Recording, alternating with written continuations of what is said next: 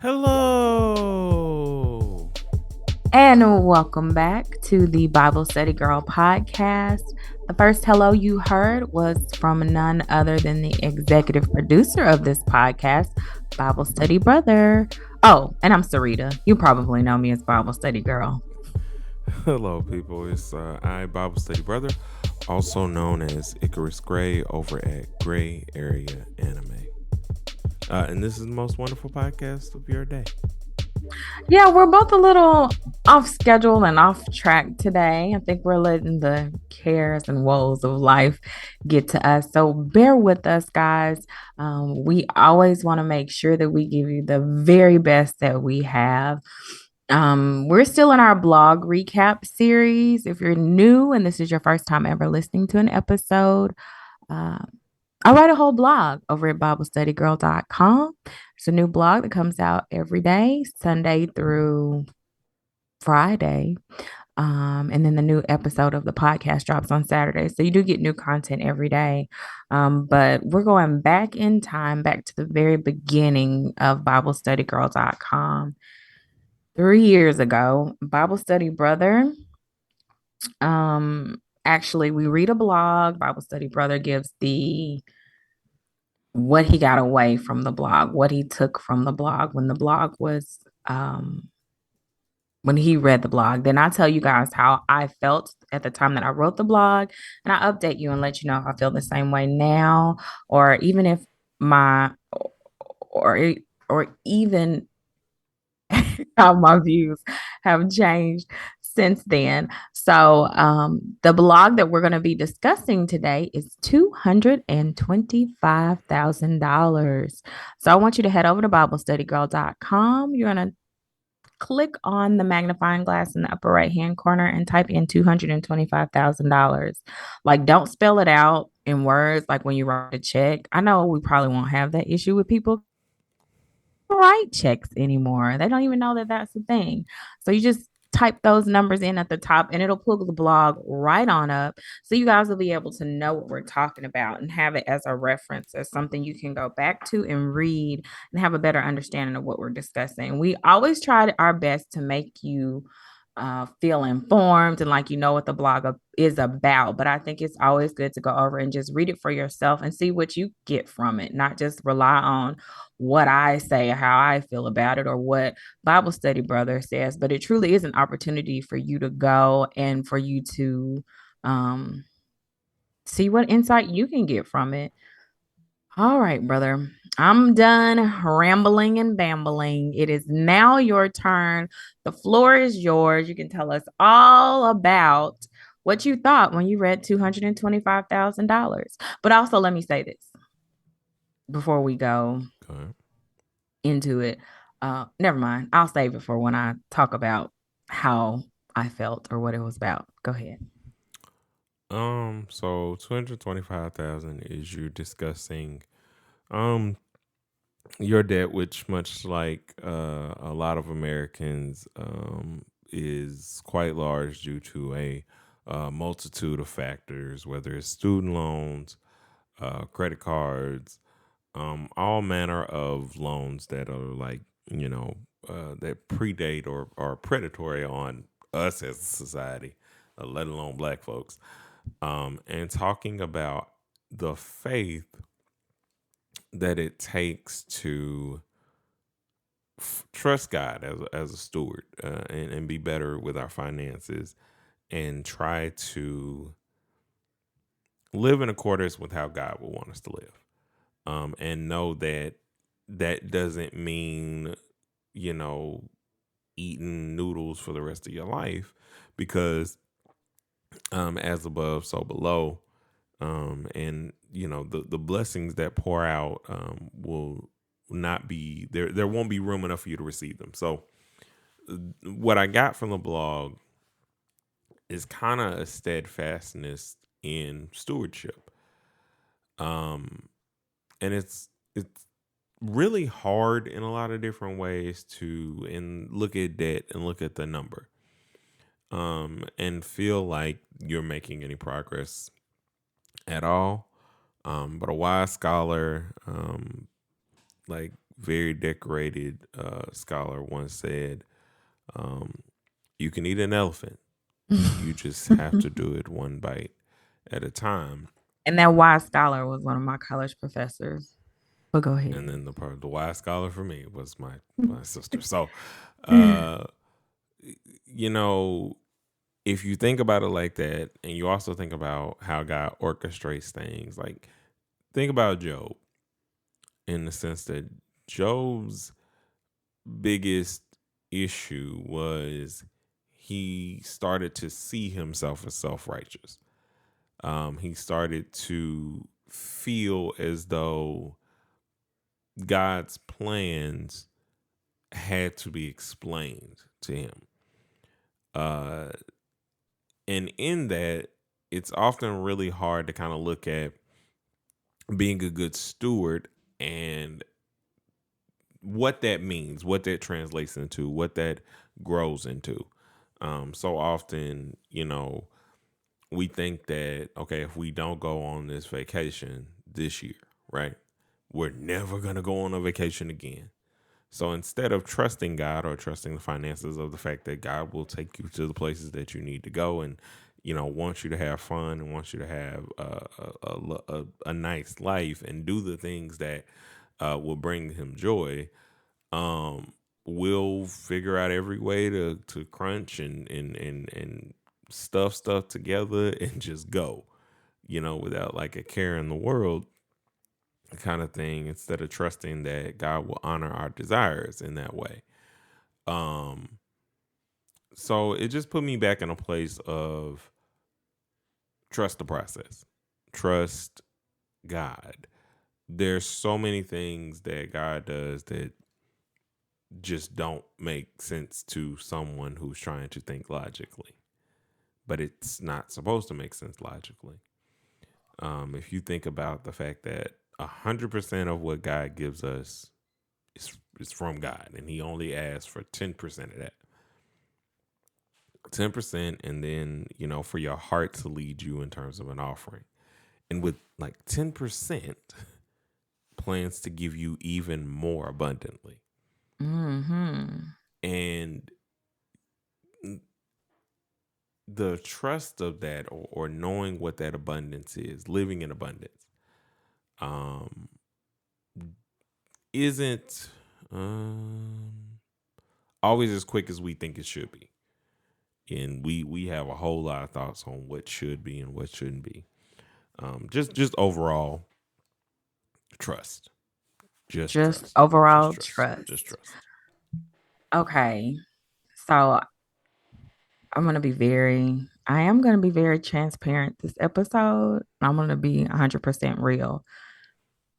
Revisiting this blog shows me how good God is to me and Mm-hmm. how he was trying to protect me. Because, see, God knew COVID was coming. I didn't. And the way that I was living my life financially was paycheck to paycheck, spending everything I had. If I had been more obedient to the spirit, like at the time that I wrote this blog, I was trying. I sat down and I calculated. Um, my therapist encouraged me. He actually told me, you need to sit down and you need to figure out, like, to the penny, exactly how much money you owe, period, to everybody. You need to know that number. Um, because as a single woman, when it comes to my finances, who do I have to hold me accountable? Who do Yeah. I have? Yeah. I don't have a husband that's going to be like, girl, you spent $300 on stuff from Amazon this month. I don't have that. The only person I have to hold me accountable is me. And guess who was not holding me accountable? Me. Of course, God and the Holy Spirit would say to me, tell me to stop and be like, girl, slow down and you need to live your life a different way. But I've talked about this throughout the life of the blog and throughout the life of the podcast, I struggle with obedience. I do. I want to be obedient. I have a heart for Jesus, but I struggle. And I struggle in the area of obedience with my finances tremendously. So I sat down, figured out the exact dollar amount, and it was so hard for me to type out, okay, this is how much money I owe. Like all of my debts. This is it. This is the big elephant, that I'm looking at. And it was like an insurmountable number. So I felt like being transparent and being honest would be a way for me to hold myself accountable. So it's not just a number that I have with myself or that the Lord is talking to me about, but it's also a number that my therapist has to hold me accountable. Like, so how are we doing on this? Like, is this moving in the right direction? Are you making better choices? Is your life moving in a good way?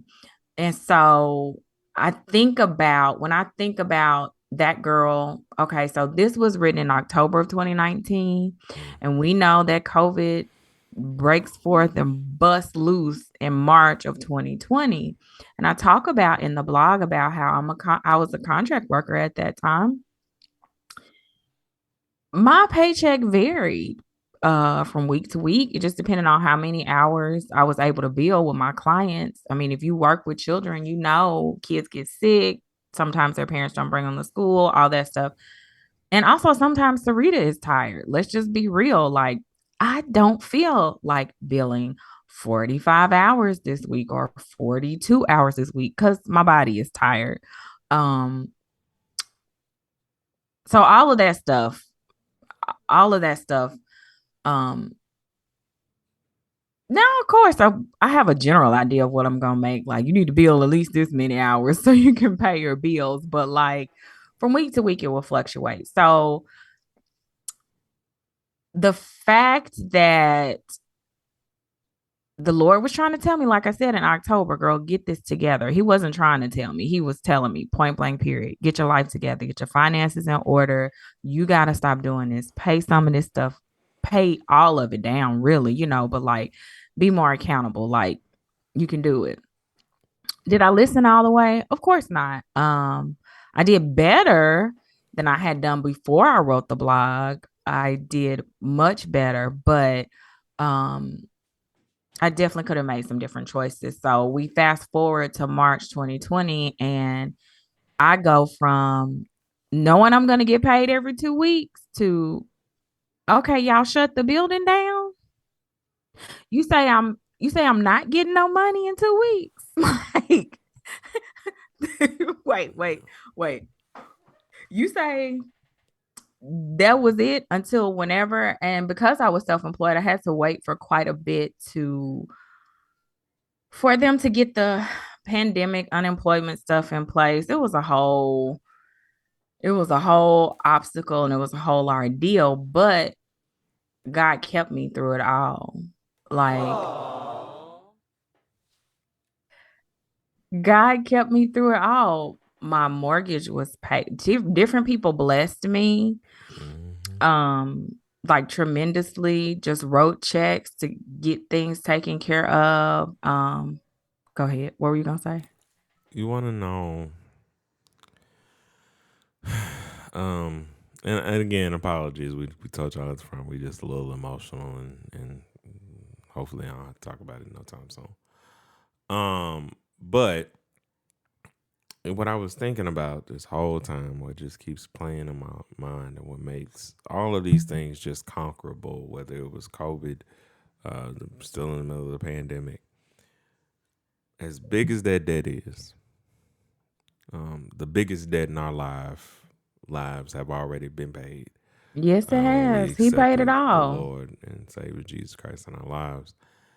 And these other debts ain't nothing. They just something that are Nothing. gonna be conquered. And like I said, stop thinking that a moment is your eternity.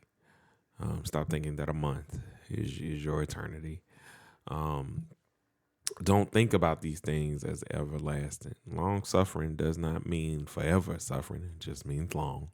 It means It long. means long.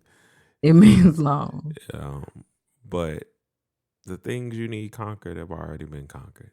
The Have biggest thing, already been. you ain't got to worry about it. And so And I was just thinking about that earlier and reminiscing over this and thinking about all of the things that moved into place that year, mm-hmm. for you in terms of everything else. You know, even God moving on my behalf, because not once in any job did I stop working. They was like, and I wasn't even technically in my eyes in that the type of service job that should not have stopped. Like I essentially worked at a financial institution, a bank of sorts, and it was the craziest thing in the world. Like how the world changed and shifted, and like debt, and how God kept us through these things. Like Definitely kept. um, n- knowing your worth is another part of this debt, because a lot of times the devil wants you to be in debt. Uh, Not only self esteem, but in faith, because Yes. these physical things, this physical aspiration of debt, um, there are so many people. There are a lot of people who were blessed by um the loan forgiveness thing. There are other people that are complaining about it. There are other people that are like downing other people's blessings in this regard because they didn't get this and that, and there's so much going on in terms of, like I said, and being in debt of just being good to one another. Um, and I'm all over the place, but the biggest thing I'm trying to say is like these debts ain't nothing. They're They are not nothing. The nothing ultimate debt about has what they already are. been Yeah. paid. And I'm glad you brought that up. So, And that really does sum it all up when I think about ooh, all the things I've done wrong, all the bad choices I've made, all the times I didn't do what I knew God wanted me to do. It's been forgiven, it's been taken care of. And I really, going into COVID, not having money coming in from a credible source, you know what I'm saying? Like what yeah. I felt was like a guaranteed source, a sure thing. That really tested my faith. Like, who do you say he is? I'll never forget one of the teachers in the baby room.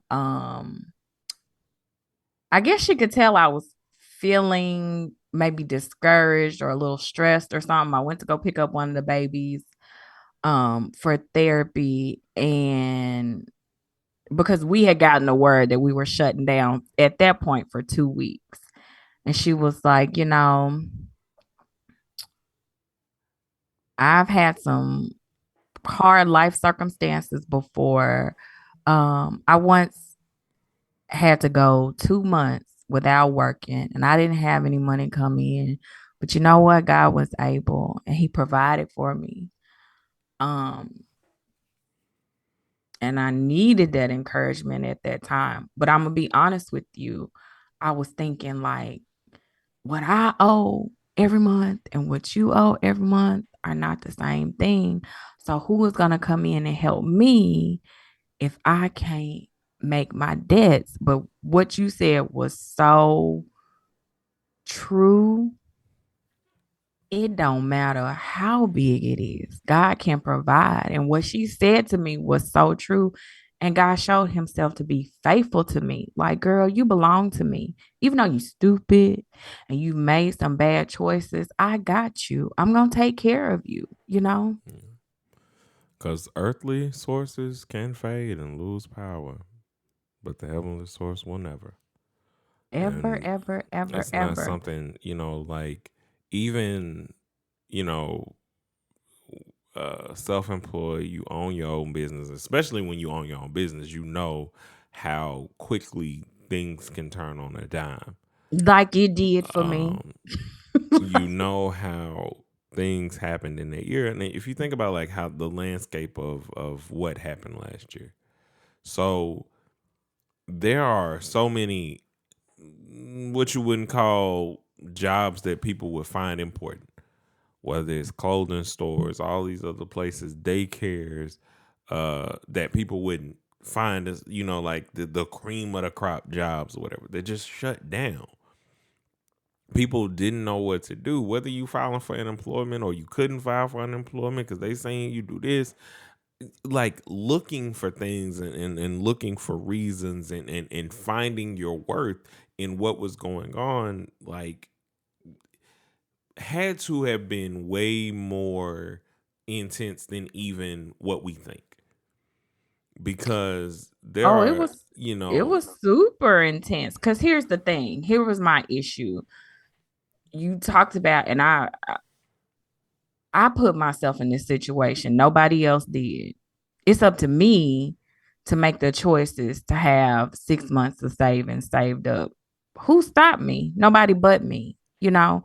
And it's not that I always spent my money on Amazon, although I can't lie, I did. But I also spent money helping other people because I felt like that was my responsibility. And I still do. I think it's my job to help others, but I just was not responsible. I just was not careful with what God blessed me with.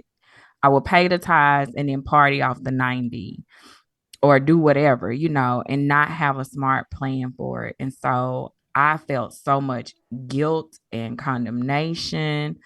Um, like kind of just sitting there like you did this to yourself, fool. So whatever happens, happens.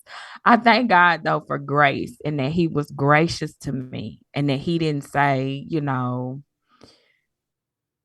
I'm done with you. He didn't wipe his hands with me. He took care of me during that time. So I um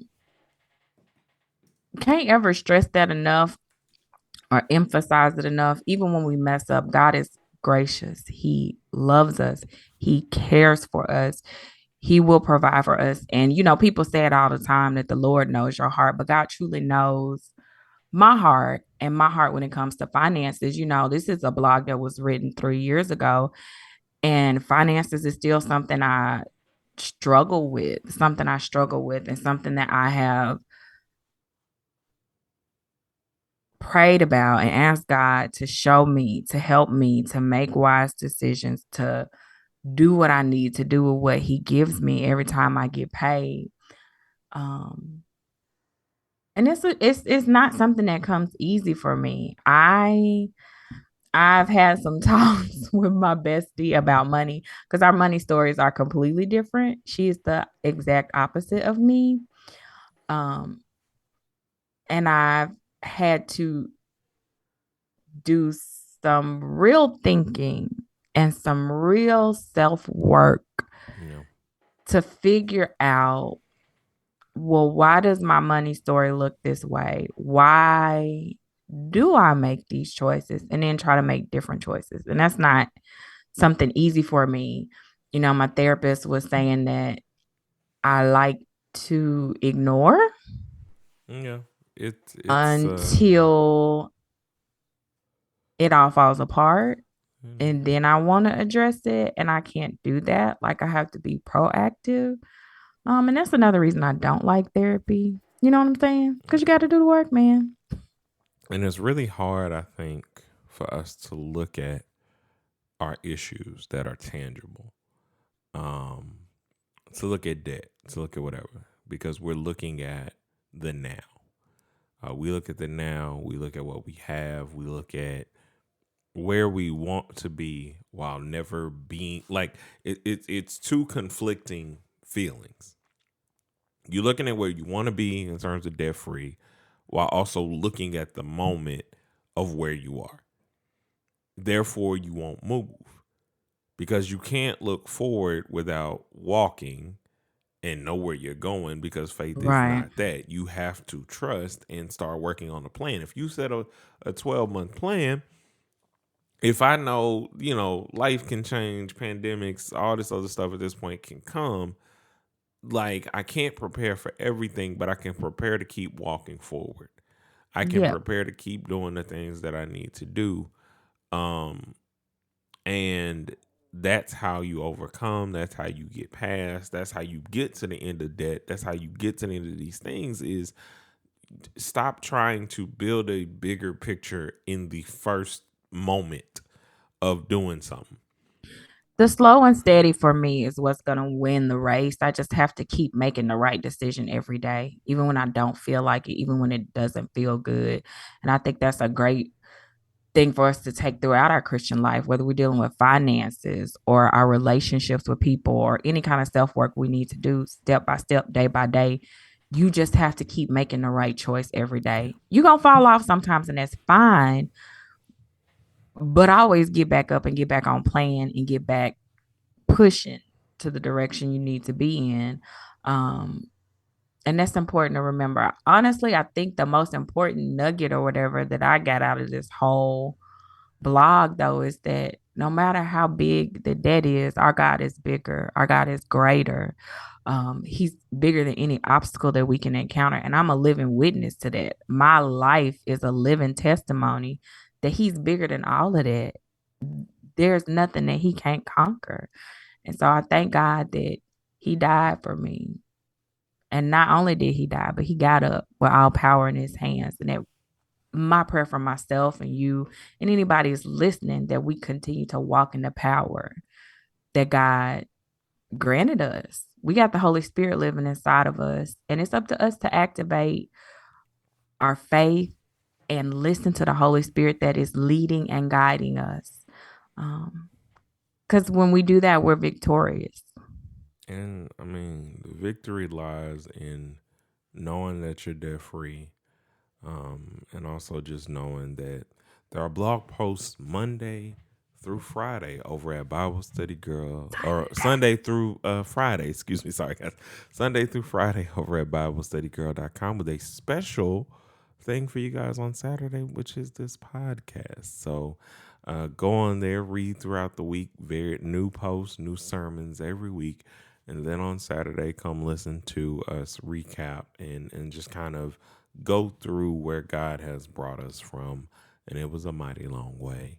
Mighty, mighty. And just remember, it ain't your debt that preaches. It ain't your mistakes that preach, but we preach. And Oh, until we meet excuse me. again. Sorry, Oh, guys. Sorry. oh, If yeah. you want to Yeah. contact us, I'm sorry, guys. Grief. Oh, good God. Just sadness. Technically not grief, just sadness. Just sadness. But anyway, hit us up on the socials. Hit us up on Well, I Twitter. think grief is that's where we at right now. It's a Just triggering point, but I'm struggle. just gonna Yeah. say just Go ahead. sad. Go ahead. So hit us up on Twitter at Bible Study Girl, the number 2. Hit us up on Instagram at _ Bible Study Girl.